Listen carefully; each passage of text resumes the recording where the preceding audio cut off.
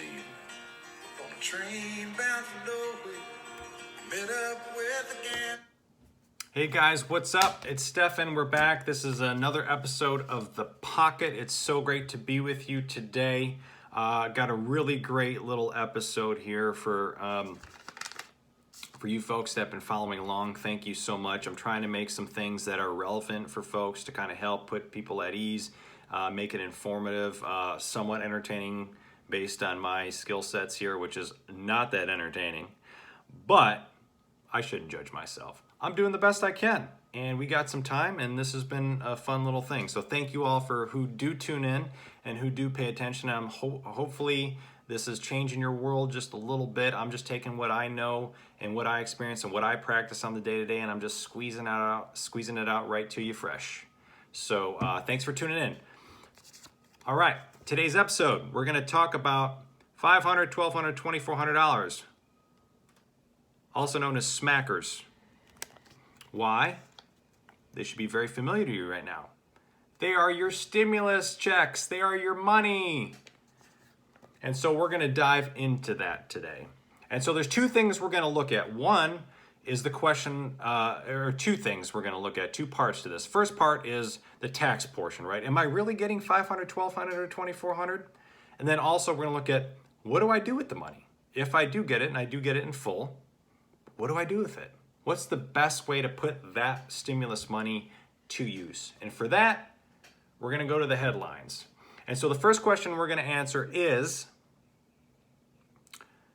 am I going to owe taxes on this money?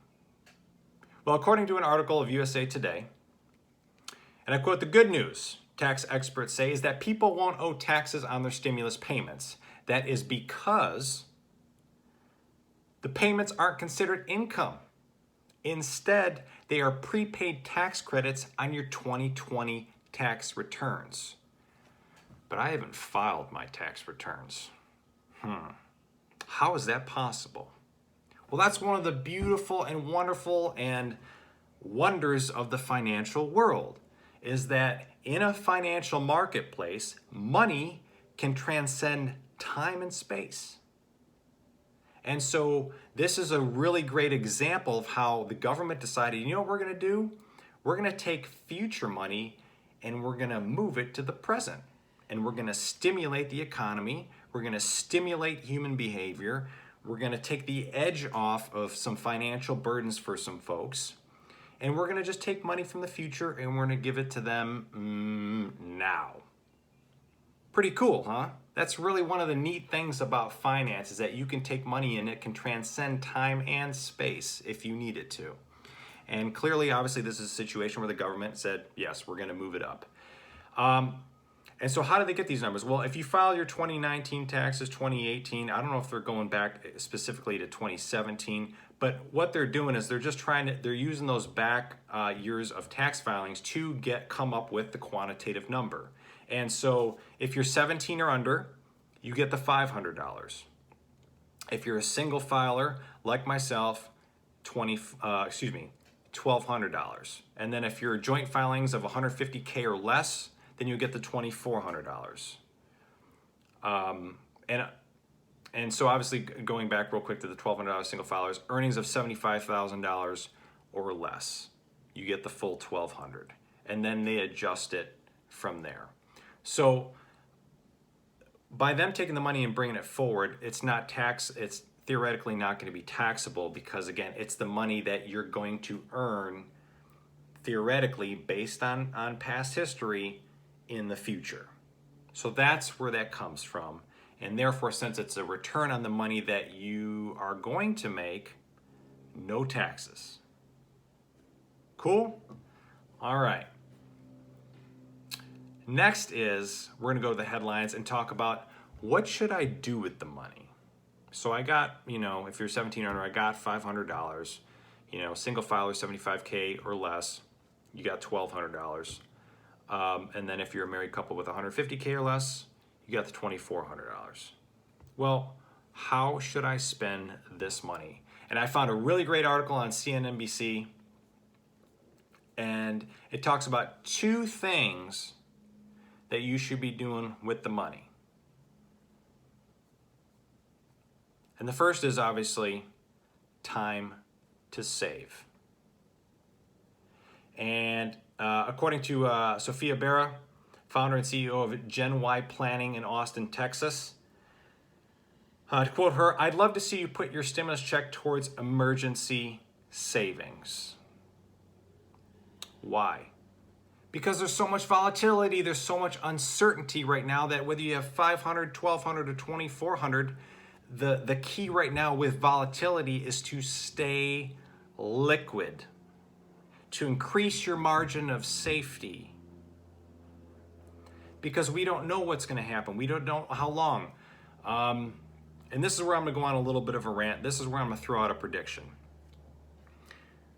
Based on consumer debt, based on SBA loans, based on some states are opening up, right? Lockdown is removed. You know, it's done by state. It's like the local government is looking, the state government is looking at the federal's going at the government, and everybody's going, everybody for themselves. So politically, there's a lot of volatility. The consumer debt, people living off credit cards, all the forbearance on loans, all the deferred rent, and the deferred rent increases. Also, everybody's telecommuting. All right, and so after all this is done, and the nerds, the glasses that aren't even on my face that I'm pushing up right now, the analysts are going to start crunching the numbers, and they're going to realize that, wow, we did all this and we, grew, or we did the same amount of business with less people. And for those of you, I'm so sorry if you've been laid off currently, or your hours or your salary's been cut, but it's probably going to come even more in that sense. There's going to be more official layoffs and possibly income cuts. I know we don't want to hear that, but it's quite possible once the companies actually get the numbers and see what they did during this time. And also commercial real estate, right? They're going to realize why are we paying rent? Why are we holding these very expensive leases when we could do with a third of the space, with none of the space? So, and then you have the personal foreclosures, where people, apartments are going to be super packed and hot because people can afford a $1,600 payment, a $2,200 payment for an apartment, but they can't afford a $4,000 or $5,000 a month mortgage. And so basically what we had in 2008 when it was like the housing crisis, it was like a surgical knife. It was like, bam, housing, cut and clear. And then we can kind of go up from there. It was just that. But right now, it's almost like the economy and the marketplace in the world, it's like we got this rusty butter knife situation going on because there's so much volatility and there's so much going on that it's not cut and dry. It's not surgical like 2008. And so my prediction is that the next 3 to 5 years are going to be a lot tougher than we think. And I think it's going to be a slow, unless everything compounds with the debt, and the layoffs, and the political climate of some states opening, some states not, and everybody's just kind of throwing their hands up. It's going to be, and obviously human behavior, right? We're not going to just run back out. Okay, the lockdown is over. We just run back outside, and yeah, we may see a tip in the economy, in the markets, right? It's like, wow, people are starting to spend and open up, thank gosh, but we're still holding back. Human behavior is not going to change overnight. It's going to take a while for us to look back and kind of actually collect and analyze all the data. And so that's why I thought this talk of the stimulus check was so important. And my prediction is 3 to 5 years of very tough and uncertain times, because we need time to work and reflect and work this all out. And it's a political year. So a lot of volatility. And so my prediction is it's going to get worse before it's going to get better. It's going to be a rusty butter knife. It's not a surgical knife cut into our normal day-to-day for the next 3 to 5 years. And also with this, putting your stimulus check towards emergency savings, in other words, stay liquid. Because things are volatile, you don't want to just get greedy and be like, oh, I'm going to, things are so cheap right now, I'm going to buy a bunch of it. It's like the stock market. I'm going to spend every penny I can because the stock market's going to soar. And I'm not, and then this thing goes on longer, or you are one of the people that get a job layoff or a 60% pay cut or whatever it may be. You have to learn in these situations when nobody truly knows exactly how it'll all, the system as a whole, we can see little pockets of this and that going on, but as a whole play out, which is a margin of safety, we don't know. So stay liquid. Put your stimulus check towards emergency savings. The other thing is to take your stimulus check and tackle debt as well. So if you don't have any debt, stay liquid, save it. If you do have debt, especially your high interest debt, you're going to want to consider throwing some of that money at your debt. Okay? Do that. So if you have a little debt, plus we're in uncertain times, maybe take, $800 and put it towards savings. If that buys you a month rent, if that buys you, whatever it is, keep it, stack that paper, stay liquid. And then maybe take the other, if you're a single filer, the $400 and throw it towards your highest interest debt. That way you're satisfying both. But if you don't have any debt and you're in a great place, just stash it. Just hold on to it, stack that paper, stay liquid. All right. Now the other thing too is that this time is also very psychological, right? A lot of people depressed, isolated. It's almost like PTSD, right? And so a lot of people are depressed and down, and they want to go on a spending spree, right? Don't do that. And I love this CNBC article because it talks about our feelings in that in this time, and it said Bara said, "Why do you need a new dress if you're barely leaving your apartment right now?" I love that. You don't need a new dress. You don't need to splurge. It's purely emotional. And this is, we need to navigate as rational human beings. Yes, acknowledge that, maybe down, depressed. This is very, a lot of anxiety, a lot of things like that. But we also have to acknowledge, that just going on a spending spree at the end of it, we're going to be in the same place. If not worse, because like, oh, I should have held on to that. Oh man, another month of this. Oh, that would have paid my rent. All right, don't get emotionally involved. Don't go buy a dress. You don't go buy a dress. I'm not going to go buy a dress. Nobody buys a dress. But this is what I love about this article. If you're going to treat yourself, I think it's time to invest in things like therapy, a new journal, or an audiobook, or something to help with the anxiety, the depression, the isolation, anything like that. Treat yourself to something good, some good self-care, therapy, journaling, audiobooks, cooking a new recipe, because you got to eat anyway, but it's a new recipe and it makes you happy and it's exciting. Okay, so that's what I want to tackle. You're hopefully not going to owe taxes.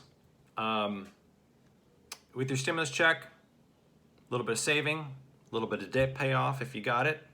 Otherwise, keep it liquid, stay liquid. And last but not least, the quote of the episode, and it comes from, we just lost the great late Kenny Rogers, a country singer, and he has a song called The Gambler, and so today's quote comes specifically from that song, and it goes a little something like this: "You've got to know when to hold 'em, you got to know when to fold 'em, and know when to run. You never count your money when you're sitting at the table," and I'm going to insert the table of volatility and uncertainty. "There would be time enough for counting when the dealing's done." So when this all comes into the past, then you can do some counting when this finally settles out. All right? I hope that helps you in any way. And if you have any questions, comments, concerns, anything, you can DM me. You can throw in the comments what you liked, what you disliked. I'm trying to come up with relevant information to help you out.